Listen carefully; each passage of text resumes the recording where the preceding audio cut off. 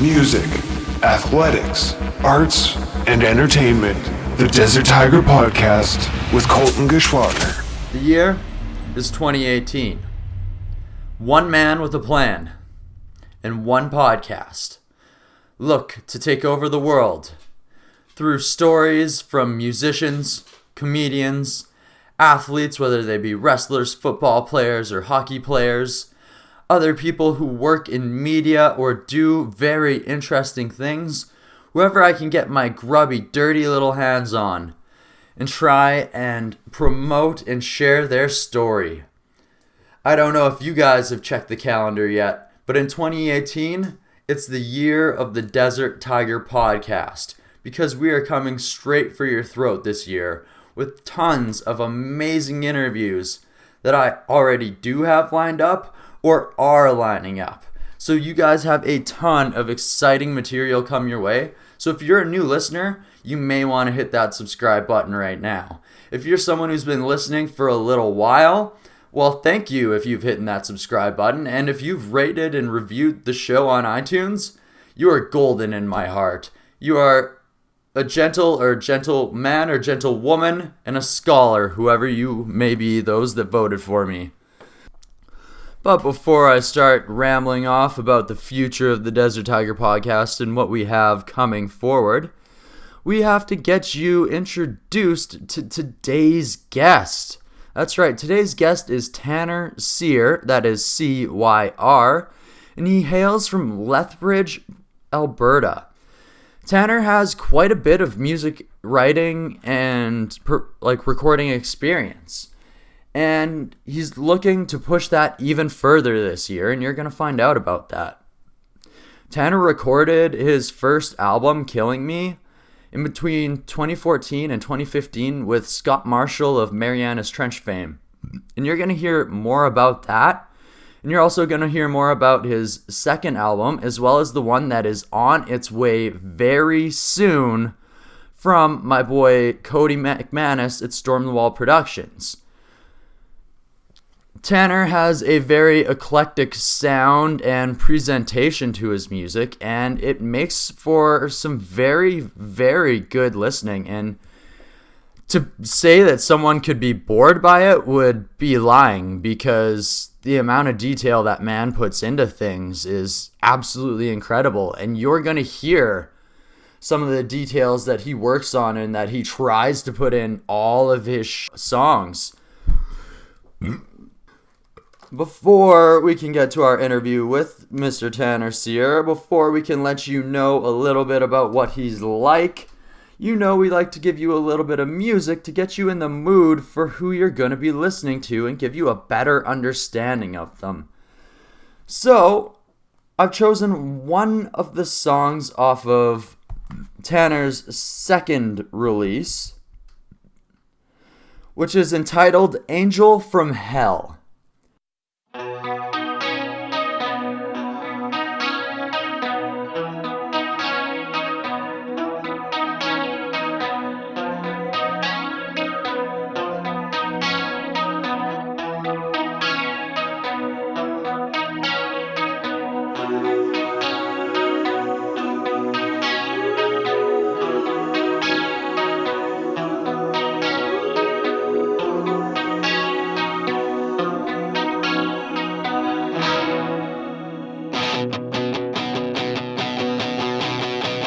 Hazel eyes come alive like the sunshine, light the way and lead me back to the good times. Like the 90s, man, she rocks it well. High school parties and some fights, I like them crazy. Come between us and get fucked up by my lady. Like an atom bomb, she'll drop a shell. Oh, she's an angel from hell. Oh, oh, she's an angel from hell. Oh, oh, she'll rock your world with just a spell. Upside down and around, you spin me around. Upside down and around, you spin my whole world around. Upside down and around, you spin me around. She's an angel from hell.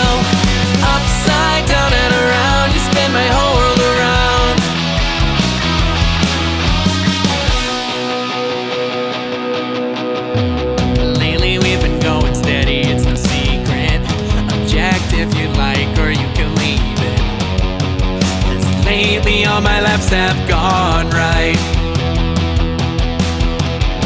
With everything going right, I still can't fall asleep at night. And I'm hoping she's gonna hand me the cure.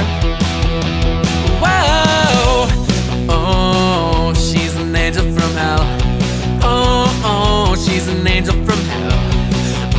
Oh, she'll rock your world with just a spell. Upside down and around, you spin me around. Upside down and around, you spin my whole world around. Upside down and around, you spin me around. She's an angel from hell. Upside down and around, you spin my whole world around.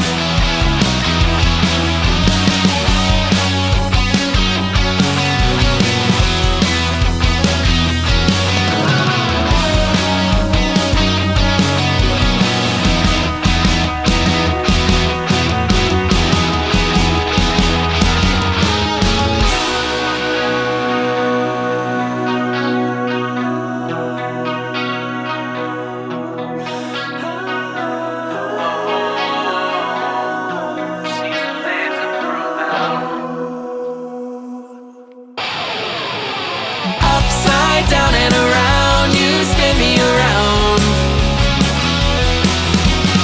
Upside down and around, you spin my whole world around.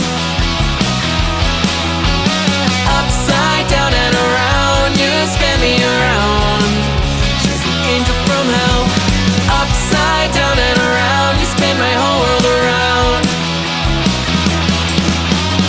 Upside down and around, you spin me around. Upside down and around, you spin my whole world around. Upside down and around, you spin me around. She's an angel from hell. Upside down and around, you spin me around.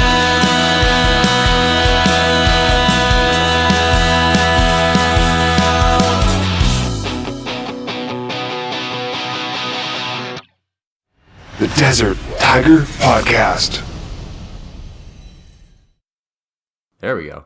All right, we are here with Tanner Sear. How's it going? Not too bad. How are you?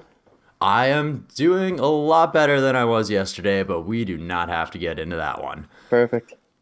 Perfect. So, how are you doing in this beautiful, wonderful new year? It's good. 2018 is off to a good start. I had some car problems, but I think it's only up from here. Oh, it's if you start off on a bad note, you can only go up, right? Exactly. That's sort of how I'm taking things. I like the look for approach. positive. You gotta look for the positive. Absolutely. All right. So, Sear is not your actual last name. So, where does Sear come from? Sear is actually my last name. Is it? Yeah, it's just Tanner It's Sear. part of. Okay. Yeah, we just decided to go with it. I used to do my music a little solo a few years ago, Yeah. and it just kind of stuck as the brand name as I kept making records, and now it's just the band name.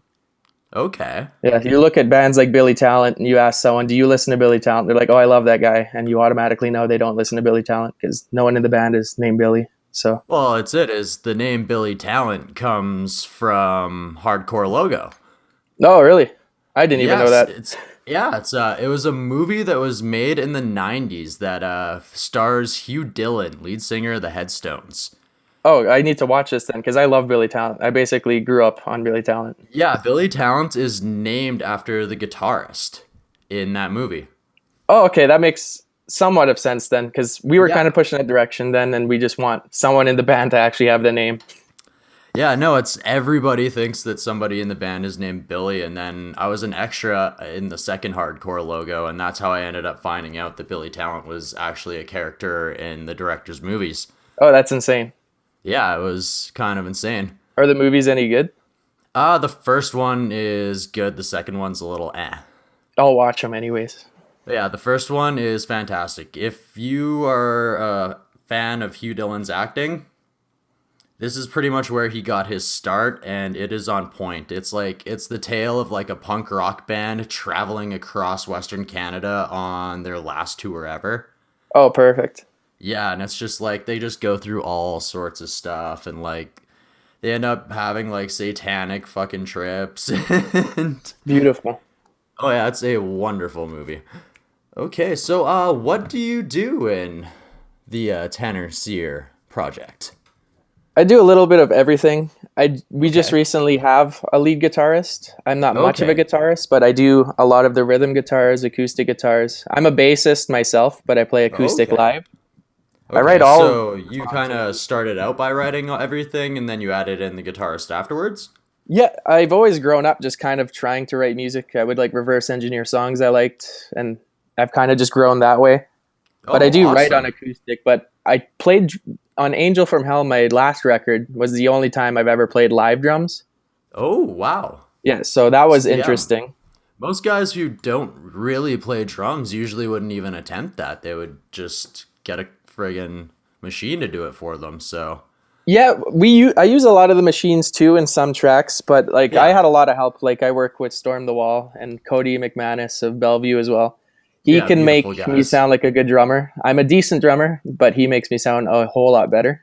Yeah, no, he's the Storm the Wall guys are fantastic. I had them on here for episode 6, and They're I've actually, magicians. oh, they absolutely are. Actually messaged Cody about doing some different intro pieces for me. Oh yeah, trust me, he'll handle it very well. Oh, I expect him to. There's no reason I wouldn't have taken it to him otherwise. Yeah, he can make me sound like a musician of all types. Well, that's good. So, as a musician, when did you get your start in music? Where did you begin? Well, it happened like when I was 6, my dad bought me a drum kit for Christmas. Yeah. He was a drummer back in the day in New Brunswick, and he actually toured a bit in Quebec and New Oh, Brunswick. wow. And it's kind of a weird story. I think if I remember it correctly, he was in an airport and his drum kit was stolen, and he kind of just like, okay, that's it. But if I remember that correctly, I don't know if that's the story 100%.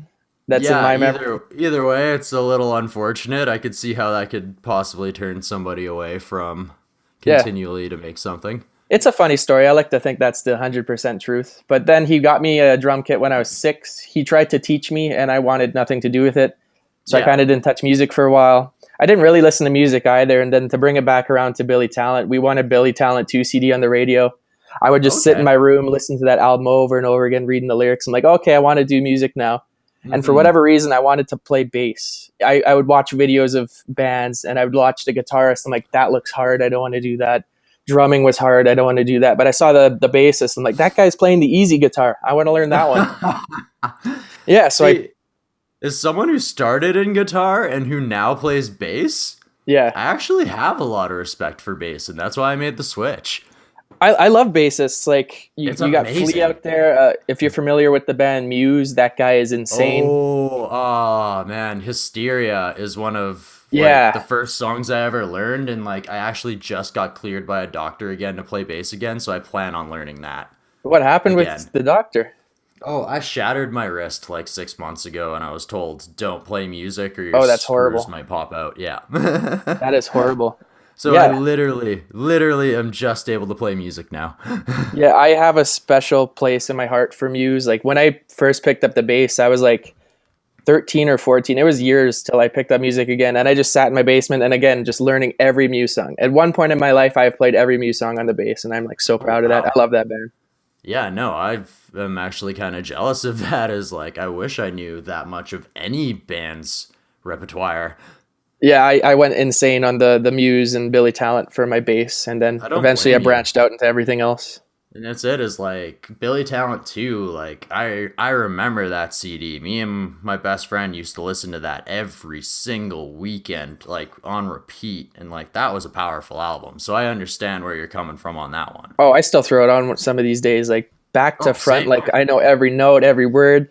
It's one of the best records ever.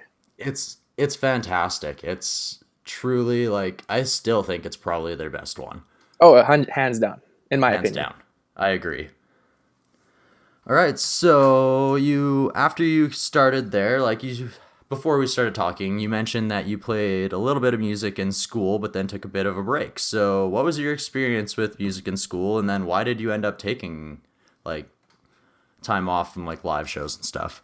Well, when I first started playing bass, like I had my friends around me. They're like, "Okay, Tanner plays bass," and I had my one friend. He's a really good singer, and like he plays acoustic guitar. I think he still plays shows around Calgary here and there.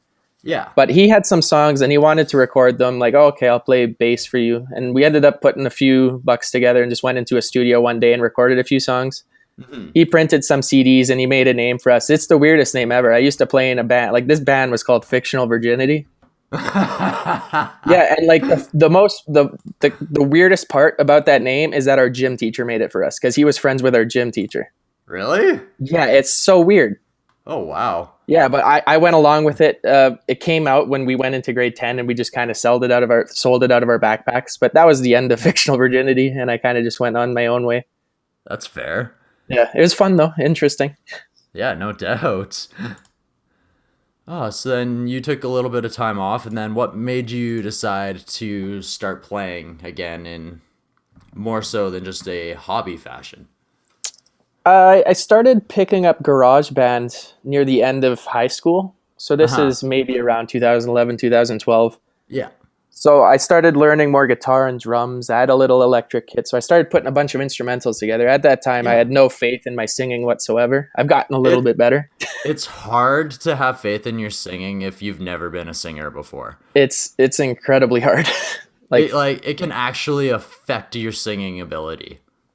Yeah, and it's taken years and years just to get to a point where I'm like, I'm a little bit decent now. Like I'm not the best, I'm not the worst, but you're confident.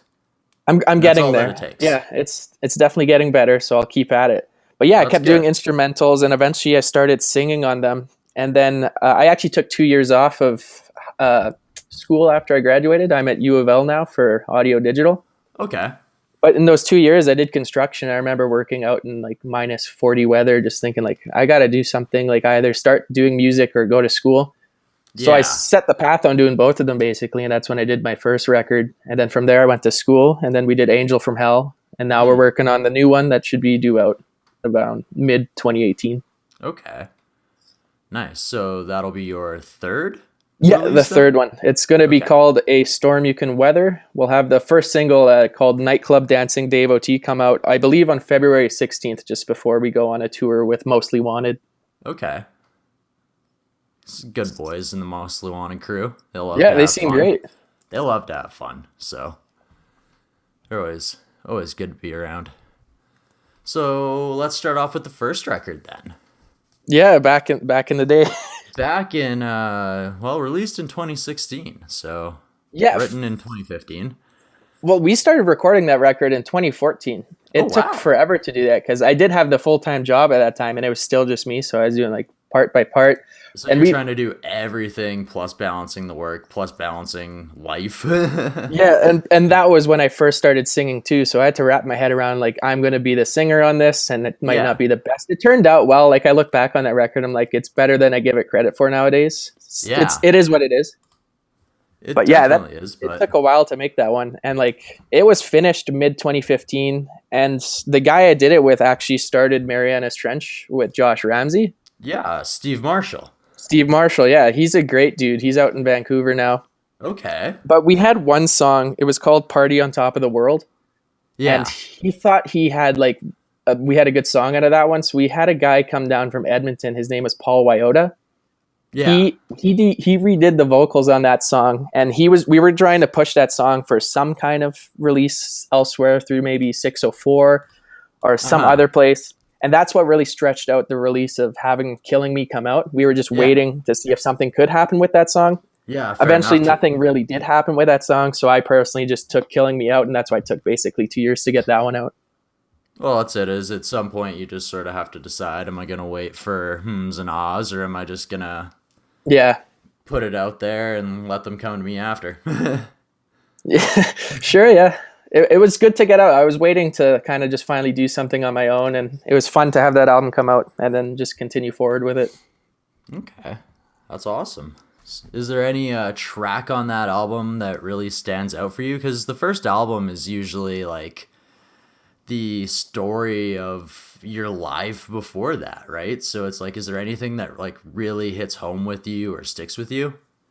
Yeah, I have a few songs that I'm still like, I think are still some really good songs in there. Again, you have the Party on Top of the World song. We left that as a bonus track on there. Yeah. The opening song, Do You Remember Me? That's a really good one. I'm actually still really proud of that one. We have a duet on there. It's kind of like an old 50s, 60s swing with acoustic and trumpets. It's a duet as well. It's called If You Knew on Killing Me. That's another really good one. Mm-hmm. And then another song called Jamie McQueen? Yes, that's a friend that went to school with me. She's a pretty good singer. Nice. I had her come sing on that. Oh, that's pretty awesome. And then, yeah, we had a song called Fragile on that one as well. It's kind of interesting song. Mm. I like it. It turned out well. I listened back on that one, and I think it turned out really well. That's good. That's very good. Oh, yeah. So then you took a little bit of a transition for 2 years to release your next album, Angel from Hell, which... Yeah. So who did you record that with, and what was that experience kind of like? Angel from Hell, again, was through... this was my first record with Storm the Wall. I actually found Cody McManus through the program at U of L that I'm in now. Yeah, because he graduated from that, did he not? Yeah, he's a graduate of it. He's one of probably the best guy I've seen come out of that program so far.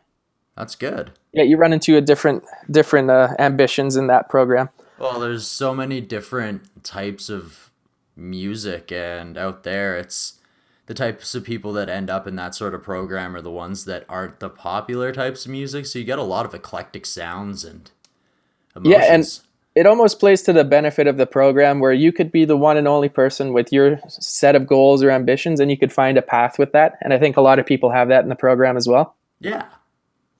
But that's I went to U of L after we did Killing Me and everything. Okay. And so I kind of didn't... Go ahead. So you started going to the U of L and then met Cody there? Yeah. Okay. Because it was kind of a year off after I did the first record. It's just like it took such a long time and such a process to do that. I'm like, okay, I'm just going to take a break. I did my first year, and then funny enough, I started looking for people just to do recordings here or there. And I was on the University of Lethbridge confessions page. Mm-hmm. And some guy had posted a confession saying, like, if anyone needs music made, I can help you.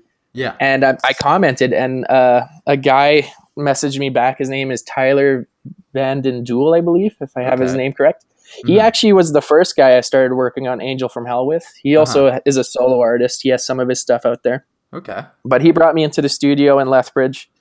He did a few things for me, and it just like our time management wasn't working too well. So he hooked me up with Cody, and then from there we just banged out the rest of Angel from Hell, and it was just like a dream come true. That record's really good. No, I was listening to a bit of it before we started this, and it sounds very nice. Like the song Unbearably, must say I'm a fan of. Thank you. I appreciate that. It's like the lyrics on it just really caught me, and I enjoyed it a lot. Yeah, it's a good song. I like every song on there too. It's just after not writing music for a good year, I think all those songs just fell out of me really naturally. So did you do most of the instrumentation yourself on this one too, or did Cody sort of help you out? Because I know that he's done that for other musicians in the past. Yeah, he did some lead parts. So what happened is I did a lot of my rhythm parts. I did everything that I did basically. Yeah. I have some lead guitar. I did lead guitar for Unbearably actually, but Cody did some leads on Angel from Hell. Mm-hmm. He did leads on Magic in Your Eyes. Okay. He did on a few others. Let me think here. Before I Find Me, he did a good little lead part. Okay. But then we actually had the record without the song When Stars Collide, and I wrote that song right at the end of it. Yeah. So I ended up actually driving up to Vancouver to meet with Steve Marshall again, and he recorded that song for me, and he plays all the leads on that one. Oh, nice. Yeah. So still sort of keeping that relationship with Steve Marshall alive too? Yeah, I talk to him every now and again. He's a good guy. He's an interesting guy. If you ever met him or talked to him, texting him is just, it's like a book. Like my screenshots are just full of texts from him. He's a crazy guy. Nice. I'm actually looking to have producers on the show in the future, so maybe that's somebody I'll reach out to. Absolutely. I can help you with that, hopefully. Oh, that would be fantastic, and I would enjoy that a lot. So, besides the fact that you were working with other people and like some of the leads were taken care of, what were some of the other transitions from Angel to Hell? Like, was there a bit of a transition in the lyrics at all, or? I think it was a transition in my writing style too. Like, Okay. I think just before that point, like it's a different point in my life too. It was a good couple years after, basically. Yeah, you took some 3 time years off, from so it starting. gives you a lot of experience, right? Yeah, and I kind of like understood where I wanted to go with it, and I just knew what kind of songs I wanted. I wanted better songs. I wanted to be better, a better singer, and I Yeah, think that time off helped a lot. definitely. And I approached every song like if this was going to be the one song that someone heard, hopefully I can make it that one song. Yeah. And I listened to a lot of different bands. Like at that point in my life, I really started branching out and listening to different artists like Panic at the Disco, 5 Seconds of Summer. And I would hear things. I'm like, I want to emulate this and that and the other. Mhm. Well, And it just kind of all fell into place with this one. that's it. Is those groups use a lot of interesting songwriting patterns and a lot of interesting sounds. So I can definitely see why you would want to kind of take some influence from that and whatnot. Yeah. And it was another learning curve because, like, again, like growing up learning the music, I was so isolated. Again, I listened to Muse, Billy Talent. You can count on one hand the bands I listened to. And that was for years too. It was insane. Like looking back, I can't believe I did that. And it took a long time for me to start listening to other artists and really like getting what you can out of them. Yeah, I don't know if I could ever just take like 5 artists and just listen to them ever. It was insane. I don't know if it was to the benefit or to like the benefit of learning the instruments and some ideas, but Well, I found a way. at some point, yes. At some point, no, I would argue, because there's the point where you can learn what they're doing like so much to a point that like you're learning those aspects. Yeah. And then like you're honing in on that rather than spending your time spread out against all different types of things. So there could be an advantage and a disadvantage. Yeah. Yeah. I think you're 100% right with that. Definitely. So, is there any lyrics on Angel from Hell that really stick out for you? Ooh, that's a good question. I think the song "The Snow" is Yeah. a very important song. I never meant it to be like political at all. It's just I'm not a very political person at all, and I can understand if someone listened to "The Snow" and thought this was a political song. I understand, Yeah. but I approach that song more of just like be a good person. Okay. There's a lot of negativity out there, so just like relax. You'll get through it. True. It's true. There's a lot of people, including myself up to not too long ago, spend way too much time worrying about the negativity that surrounds them. Yeah. And but actually, to answer your question, I think one of my favorite lyrics is on the song "Resuscitate Me," because Yeah. again, after doing "Killing Me," like it's a good record looking back. But when I first did it, I could find some flaws in it, and I still do. Like you find the flaws in yourself, you're your biggest critic, right? So I have to ask right now, is the name Resuscitate Me an actual response to Killing Me? Absolutely, yes. That is Thank you. awesome. Because I went into like as soon as we started doing Angel from Hell, I was like working with Cody, and I still didn't quite have the song. Yeah. And I wanted to like almost address it to myself. Like I could like Killing Me, if I did it now, would have been much better. It still is good for what it is. Yeah. But I wrote Resuscitate Me. I'm like, I need to write like a response, like the sequel basically. And so I wanted to like the happy ending to that record. That is fantastic. And the lyrics in there, it's like, how does it go? Like just the lyrics, like I say, you used to kill me, something along those lines. It's been a while, like it's all a blur in my head, but like I really sing just basically about my first album, and it's I really like that song. It's a You sort personal of one. just like connect the first album and like what it meant to you, sort of thing. Yeah, That's deep. it's just like introspectively looking back on it and be like, this is what it is. That is deep, and that is awesome. Thank you, man. I appreciate it. That like I respect someone who's willing to put in the time to actually not only pay homage to something that was a part of them, but actually like realize what it is, how it has affected their life. Yeah, and I really like the idea of like telling a story in some ways or another. Yeah. Like you look at a band like Mariana's Trench and they like to revisit themes, or like there's a through line with a lot of their stuff. Yeah. And like I don't really write music like them, but I like the idea of that, and that's what I looked at Resuscitate Me with. And then with the new record we're doing, A Storm You Can Weather, Yeah. we actually took like I took an approach to writing a song where I wanted to because it was the third record. You always have the idea of trilogies out there. Yeah. And I wanted to have like a conclusion almost to like the last good few years of like the music. Yeah. Basically close a chapter off, start a new one with touring and playing live and everything. Yeah, definitely. Yeah. So I wrote a song called February Winds, and it actually revisits a ton of songs from Killing Me. It revisits songs from Angel from Hell. It's this big 9-minute long, just like rock opera, revisiting things and like closing everything off in just a tight little bow. Wow. That's awesome. Yeah, it was quite a challenge for Cody and I to make it. We're still going through it, but it's turning out extremely well, and I can't wait to have that one out there. I'm really proud of that one. That's good. The Desert Tiger Podcast.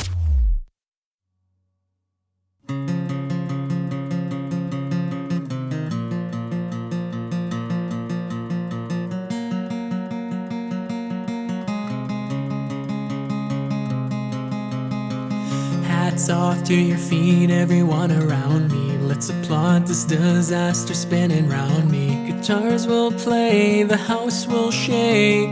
Even if this hurricane doesn't break, make it heard, make it loud if you wanna be proud. If you want the whole world to change right now. Guitars will play, the house will shake. Even if this hurricane doesn't break, so let's make a change. Let's do it right here now before in the end we're all just asking how. But just don't let your reasons go. Don't let your reasons go. Let's make a change. Let's do it, make it right here now before in the end we're all just asking how. But just don't let your reasons go. Don't let your reasons go.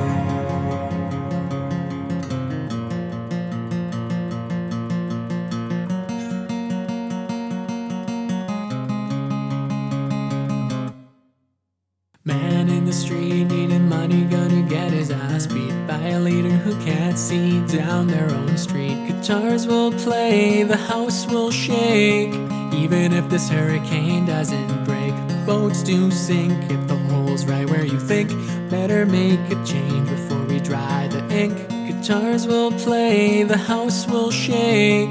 Even if this hurricane doesn't break, so let's make a change. Let's do it right here now before in the end we're all just asking how. But just don't let your reasons go. Don't let your reasons go. Let's make a change. Let's do it, make it right here now before in the end we're all just asking how. But just don't let your reasons go. Don't let your reasons go. Let's make a change. Let's do it, make it right here now before in the end we're all just asking how. But just don't let your reasons go. Don't let your reasons go. Let's make a change. Let's do it, make it right here now before in the end we're all just asking how. But just don't let your reasons go. Don't let your reasons go.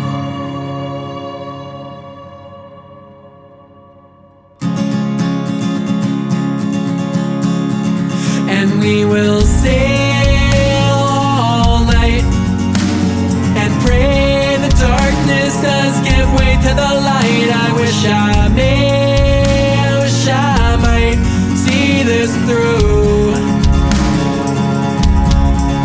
And we will sail all night and pray the darkness does give way to the light. I wish I might see this through before we end up in the snow.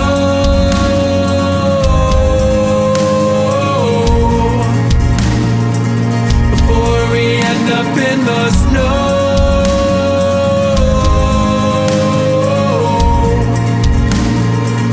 Before we end up in the snow.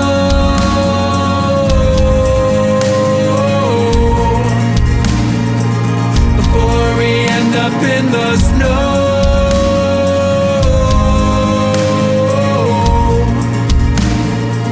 Before we end up in the snow.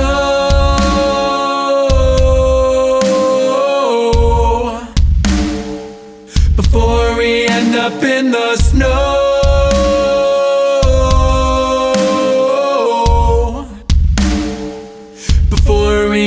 up in the snow.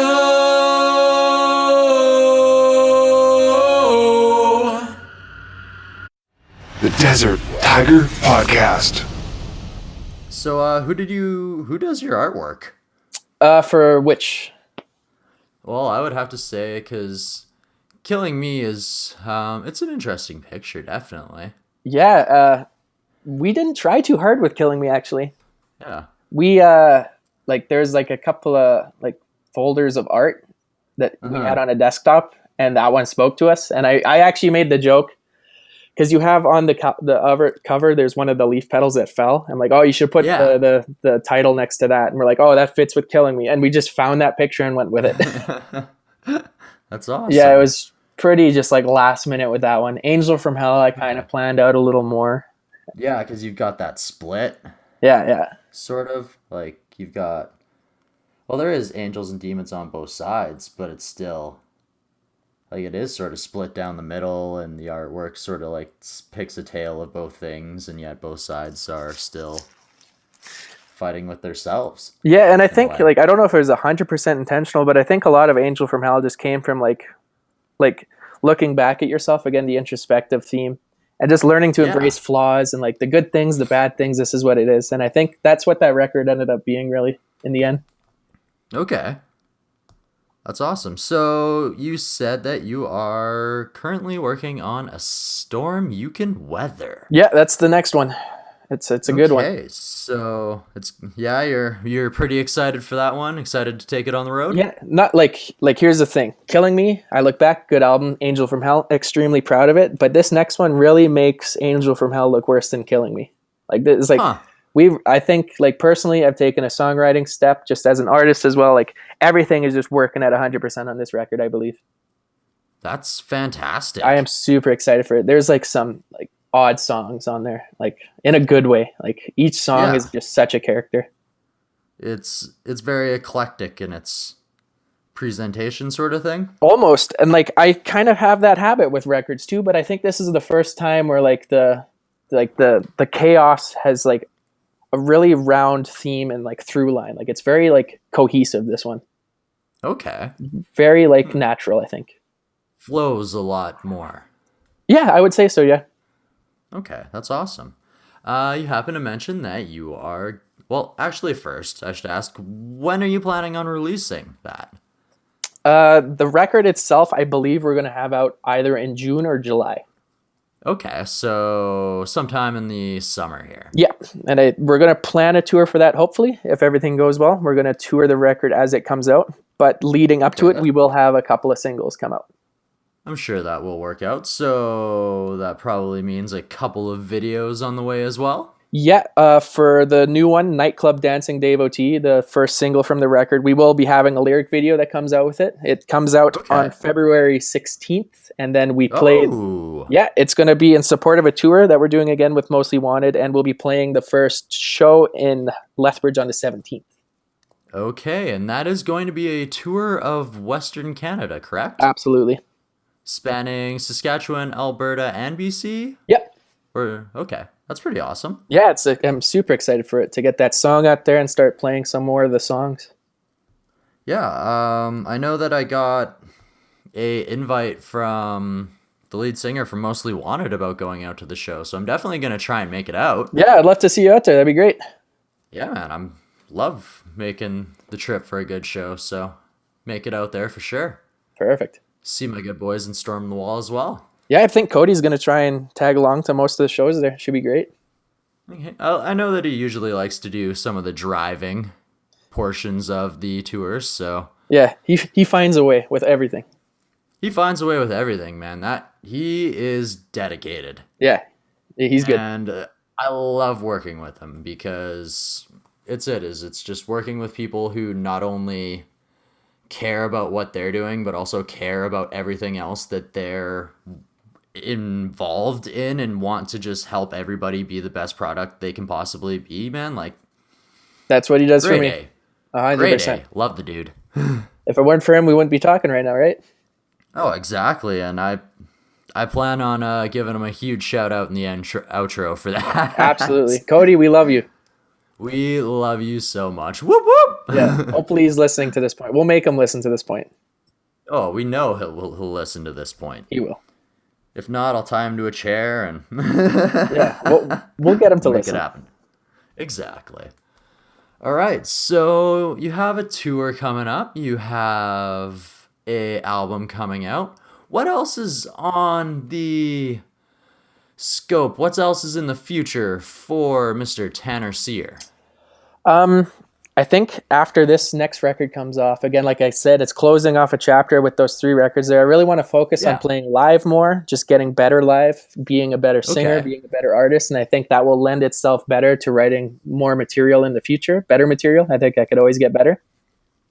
Definitely. It's if you're not looking to improve, what are you doing, right? Yeah, and then another big goal of mine is to eventually start working on the production side of things too. Like I'd like to be able to start learning this as well, and hopefully working with Storm the Wall continuously in the future, and learning from Cody and just everyone I can learn from. Because one day I'd like to make the record 100% myself, and I think that's a goal I can achieve. And again, that'll just make me the better for it. Hey man, if you believe it, I totally think that you can achieve it. Thanks, man. Like I didn't believe I could sing, but here I am. Exactly, right? You just have to get comfortable enough with it and just know that it's possible. Absolutely. That's awesome. So, what are some of the interests outside of the musical world for Mr. Tanner? I love movies and I love hockey. I literally just watch movies all the time. I basically write, like, okay, funny story again. Okay. Like I said, the song The Snow is supposed to be like this uplifting, just be a good person thing. The reason it's called The Snow is because I watched a movie called Snowpiercer starring Chris Evans on Netflix.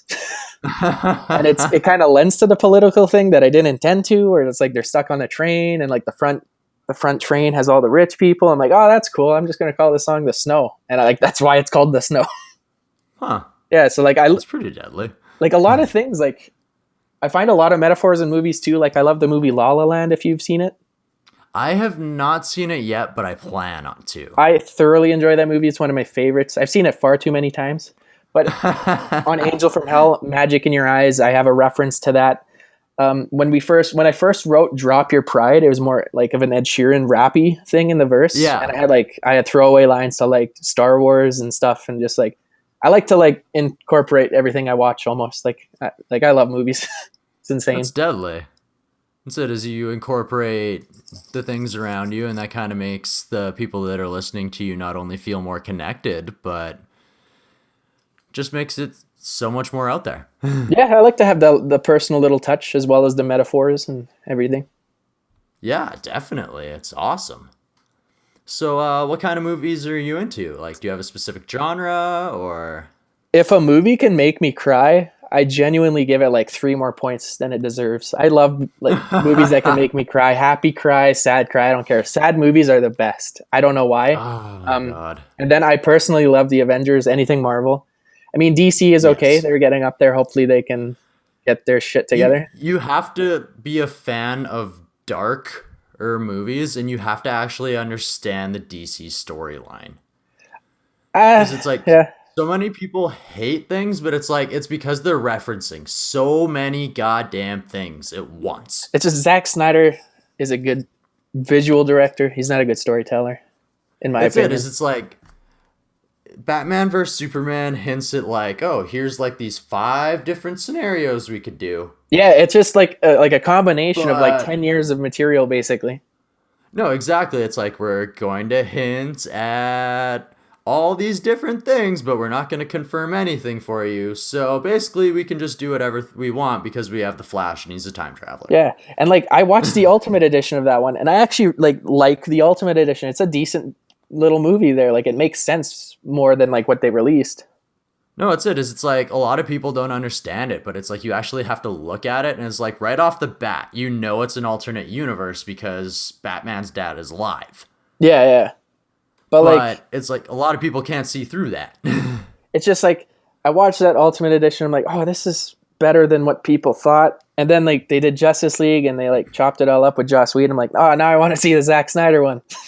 And like, I don't know. Like a lot of times I agree with critics, and then sometimes I really don't. Like, have you seen the new Star Wars?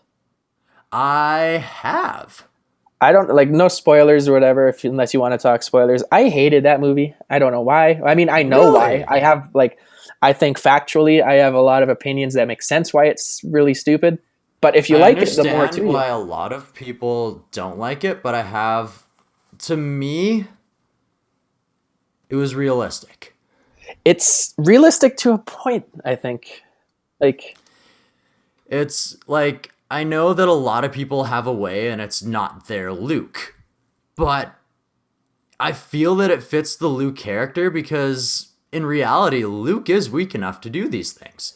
I think people would have accepted the Luke more. Like, even I accept most of the Luke things. Like, sure, it's different. Yeah.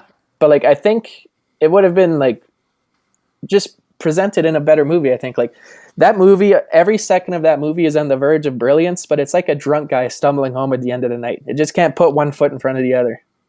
Huh. See, I enjoyed it a lot, and I thought it was one of the better done ones. I think it's definitely good, but, like, I don't know. It's just for me, I thought it could have been so much more. I can understand because there's a lot of things that they don't play into. Like, there's a lot of tropes that Star Wars likes to follow. Yeah. That he was just like, no, I'm not doing that. Like, a lot of people say, like, it subverts all your expectations, right? But it's exactly what it does. But at the end of the movie, you have the same ending as Force Awakens. Nothing really changes. You still got the good guy, you still have the bad guy. Basically, they're following the exact same structure as they did with the first three movies. Not as in, like, the first three trilogy-wise, chronologically. Like, A New Hope and whatnot. They're going with the first movie where nothing really truly happens in the end. Yeah. Because they just have a giant destructive ball of doom that gets destroyed. The second one, evil ends up winning in some form, and the good guys still escape.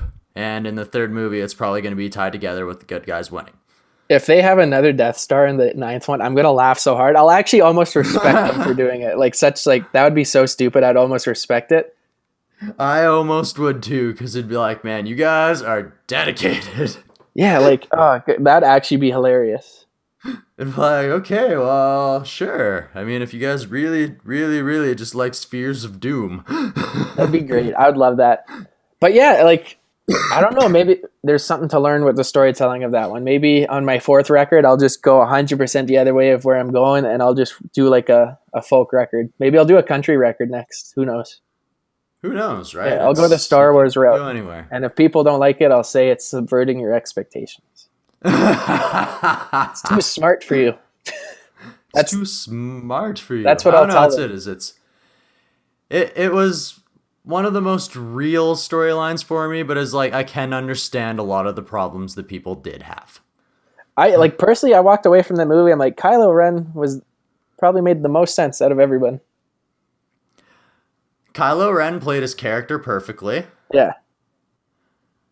Luke played the character he had to in order for Kylo Ren to be created that way. So those two fit very well. Yeah, the character he had, he did it well. I just think the reason why Kylo Ren exists because of what he did. I'm like, this is so stupid. This is the guy that turned Darth Vader. How did he he fixed Darth Vader? I know, but it's if you look through the history of the family, it's Luke is completely weak enough as a character for that to fall. That's how I look at it, is I think that Luke is actually weak enough for that to happen to him. And I think, the execution was just not 100% there for me, I don't believe. That's fair. But and then another thing though, this is a personal thing, this is a me problem, I'd say, is the whole time I was watching it, I'm like, I guess this is kind of spoilers if anyone's listening that cares, but the whole movie, I'm like, Carrie Fisher should have died there. Carrie Fisher should have died there. And then she makes it out of the movie. I'm like, oh shit, what are you going to do? They're CGI-ing her. Oh, I hope not. That'd be horrible. They are totally CGI-ing her. I'm pretty sure it's already been said. Yeah, but then you're going to watch the movie and it's going to look like Henry Cavill's mustache from Justice League. And that was that was great. I love that actually. His stash. Not for the movie. It was just a great viewing experience. Watching his lip jiggle like a cup of jello was amazing. It was brilliant. That is the perfect description. He looked like he was constantly tucking his lip up onto the upper of his gums, and he was smiling. It was weird. But if they do that, yeah, sure. Okay, That's to sell me on fantastic. But episode it's 9. like, I completely agree that Leia should have died numerous times. She should have been the one to fly the spaceship into the other one. Right? That would have been great. That would have been amazing. Can you at least admit with me that that scene was wicked? Oh, it's mint. Yeah. Like, That scene is intense. more scenes like that and less of the casino. Yes, it's the Disneyfication. God, it felt like a prequel. I felt like I was watching Attack of the Clones again. The Disneyfication of it all and trying to add humor. It's like, you don't have to add humor like this. There's different ways to add comic relief. Yeah, like, It okay. worked with Han Solo. It worked with the sarcasticness of Princess Leia. Like, I actually like the humor. I don't know why people think the humor is the big negative of this movie. I just think it's not the convoluted big and like negative. bloated at times. The one thing I It's didn't like not. is when he threw the lightsaber. yeah. Because you wait 2 years at the end of that movie and then they ruin basically the end of the last movie. I'm like, damn it. Yeah. It's just like, what? Because you watch that movie and you're like, 2 years from now, I can't wait to see what happens. And he does that. I'm like, get out of here. Yeah. Jeez. But yeah, to sell me on episode 9, I want the Henry Cavill lip mustache for Carrie Fisher, and I want 2 Death Stars. I want 2 of them, actually. Just make 2 of them. 2 of them so that when they destroy the first one, he can just stand there and be, you fools! Exactly. That's how you There get was around a it. second one. Didn't this happen before? No. Yeah, like that's what they need to do. Just go full blown. If you're gonna copy it all the way. Go all the way. No, exactly. Just go balls to the walls for it. And I'd respect them for it. It'd be great. I want my tiny teddy bears. Oh, the porgs are pretty cool. I like the porgs. The porgs are pretty cool. They're The neat. porgs are pretty cool. Yeah, they're like maybe one of the better parts. I think I liked. Like they're super cute. I think so. Matching up Chewbacca with a porg and just having 2 creatures scream at each other was actually pretty hilarious. Yeah, we need to get a song going of a duet between him and a porg. That's the key to success, folks. If you want a top 40s hit, that's what you need. You need 4 chords and a porg. 4 chords and a porg. That copyright. That's going to be my next album. 4 chords and a porg. You could literally name the song 4 chords and a porg and people would go crazy for it. Oh God, ironically, I think that would actually be one of like maybe the most popular things I could do in the next year. Like of all your songs to blow up, it'd be the one that's just like batshit stupid. Like, oh, you hear that new song, 4 chords and a porg? It's really good. Just really, really gets me going in the morning. It'd be the next Rebecca Black Friday. Oh man, totally. Everybody's sitting outside line for episode 9, just bumping their phones. Yeah, you listen to that Tanner Sear 4 chords and a porg. Yeah, bro. Yeah, I love that song. No, like honestly, I would be happy to have that happen. If I could be the next Smash Mouth, I'd take it. Because I don't want to be super famous or anything. I just want to be able to make music and afford to live. So if I can just write my Smash Mouth song and continue on, I'll be happy. Smash Mouth thinks if it wasn't for Shrek, they would have been huge. So Because of Shrek, he's huge. That song's actually pretty good too.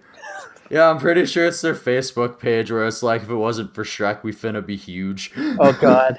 Well, at least you're ambitious. Yeah, right? You're gonna need ambition if you want to be in the music industry. No doubt. Oh, you said you're a fan of hockey. Who's your team? Oh God. You first. Who's your team? You are going to laugh at me. Is it Toronto? No, Vegas? I cheer for the old Winnipeg Jets, Oh my God. now known as the Arizona Coyotes. You poor soul. You poor soul. I know, right? You might hate me then because I'm a Ducks fan. Ah! Yeah. Anaheim Ducks. It gets even worse. My favorite player is Ryan Kessler. Of course. Yeah, I love him. I actually went to California a year ago. I saw them in the Honda Center. I flew all the way there to watch them lose in Really? overtime. Oh, Yeah. against who? San Jose. Brent Burns just destroyed us in overtime. But I got my Kessler jersey. That's deadly. Yeah, I love. I'm gonna That's like deadly. honestly That makes like it worth it. for years now, like because they've been on the verge of winning a cup for a good 5 years. This might be the last chance. I doubt it's gonna happen. I'm actually a Vegas fan too, on the fence. Like if they won a cup, I'd be super happy with them because that'd be insane for their first year. But Yeah, no doubt. I've always wanted to write a song. Like if the Ducks won a cup again, I would 100% do like a meme song, just being like "We are the champions" type shit. I've always wanted to write a song about the Anaheim Ducks, and it's almost like a sick disease I have. Like I'm going to write a song about the Anaheim Ducks one day. And it's gross. I just don't know how I'm going to do it. See, if you can get to the point where they play your Anaheim Ducks song before or during an Anaheim Ducks game. Oh then God, you've made it. I could die happy if they did that. That'd be amazing. And like if they ever get close to winning the cup again, like I want to go to the game where they win the cup. I want to be there in person. No I don't know doubt. how I can make that happen or if it will ever happen, but that's another Might goal. be a little difficult, but I'm sure it's possible. Well, a man can dream, can't he? A man can dream, that's for sure. Yeah, I want to see That's Kessler for hold sure. that thing up. No doubt. All right. Before I ask you one more question, before we let you go, where can people find you? On Facebook, we have a musician band page under the name Tanner Sear. That's CYR for the last name. We are on Instagram at Tanner Sear Official. Again, CYR for the Sear. And through there, you could find links to our Twitter, and we'll have a YouTube go up shortly for when we have singles and stuff come out like that. Awesome. Yeah, Definitely absolutely. We'll have to keep our eyes open for that. And then make sure, if you go to my pages, make sure you go check out Bellevue with Cody McManus and Shane there, and Storm the Wall. They will help you out greatly. Awesome. Yeah. Huge love to those guys for sure. Absolutely. Like Cody and Storm the Wall are killing it. Love those dudes. Yeah, they're killing it, and Alright. it's killing me. Last question. Besides Billy Talent, who were your high school influences? Oh shit. Okay, I gotta go Muse. Muse, 100%. Yeah. But okay. High school, I went through a weird phase where I played a lot of Motley Crue for a weird reason, and I think it's because I wanted to like really play with a pick more. Because Nicky Six plays with a pick, and he's not the best bassist. He's far from it. He's a good songwriter, though. I'll give him that. He's not the best at rhythm, Yeah. but he's got amazing stage presence. And they have weird tuning. All Motley Crue stuff's like tuned half a step down, if I remember correctly, or a good portion I'm of pretty it. sure it is. So yeah, I went through a phase where I'm like, learned Too Fast for Love at one point. yeah, I ran out of Muse songs to play, and I'm like, okay, I should learn how to play with a pick because I did everything on fingers, and I still primarily do. But yeah, I learned some Motley Crue to play with that, and they have some pretty good tunes, and I guess that was a good high school influence there. And then I branched out into a lot more pop and stuff. Okay. Awesome. All right. Well, thank you so much for joining me today, Tanner. No, thank you for having me. It was a great conversation. No worries at all. Like I said, I always love spreading stories of people's creativity and their passions. Yeah, hopefully we'll see you out on the road there when we go on tour in February. Hopefully. Again, if you go to our social media pages, Mostly Wanted or Eyes, you could find the tour schedule for that. I'll rep the dates and the locations in the outro for you. You're a beautiful man. No worries at all. All right, thank you. Thank you so much. Yeah, have a good one. You too. I want to thank Tanner for taking time out of his day to sit down and chat with me and the Desert Tiger podcast and share some of his stories and his experiences. If you enjoyed the song that we played halfway through the show, the song is called The Snow, and it comes off of Tanner's second album, Angel from Hell, which you can find on Spotify, and you definitely should. You can find Tanner Sire by looking up Tanner CYR on Facebook, TCYR Official on Twitter, and Tanner Sire on Instagram. I also want to give a huge shout out to Cody McManus and the Storm the Wall boys for helping set this interview up. For those of you that don't know, I have been dealing with something that is called cyclical vomiting this week, so if this hadn't got set up, there was no way I was going to have an interview this week. So thank you so much, Cody. And if you want to see Cody or Tanner Sear, or any of the boys in Mostly Wanted, these are the dates that you're going to want to keep your eyes open for. Tanner Sear's dropping his new music video on YouTube, I believe on February 16th, and that's where Mostly Wanted is starting the tour in Regina, Saskatchewan. On February 17th, they move to Lethbridge, Alberta, and that is where Tanner jumps onto the tour. From there, they go to Red Deer, Alberta, and then on to Calgary, Alberta, before jumping on over to Revelstoke, BC for a single show, and then head back to Edmonton for February 23rd. And that is all Tanner Sear is going to have for this tour. But if you're a Mostly Wanted fan, you can catch Mostly Wanted on the tail end of the tour on February 24th in Saskatoon. Alright, so this is now my time to thank you guys, the listeners, for keeping this alive, for helping me out so much. When I put out that I might not have been able to have an episode this week, the response I got back from you guys of who I could possibly interview and everything was amazing. You guys killed it out there for me. You guys actually made this interview happen, and that is what is amazing. And I hope that you guys can continue to help make this happen. If you have any suggestions for people you would like to see on the show, send me an email at desert.tiger.podcast@gmail.com. Or you can hit me up on Facebook, Instagram, and Twitter, all by looking up Desert Tiger. On Instagram and Twitter, it's Desert Tiger Podcast. On Facebook, it is Desert Tiger Entertainment. You can also visit our website if you want to listen to any of our previous episodes. They are all there, and you can find them by going to deserttigerentertainment.com. Alright, I want to thank you guys for tuning in so much. You guys killed the end of 2017 for me, and 2018 only looks to get better. So I hope you guys are just as excited as I am, because this year is going to kill it. I know that all of us can kill it this year. But before I let you go, you know I need to give you a little bit of a quote to maybe make you think, maybe get you motivated, whatever it does for you.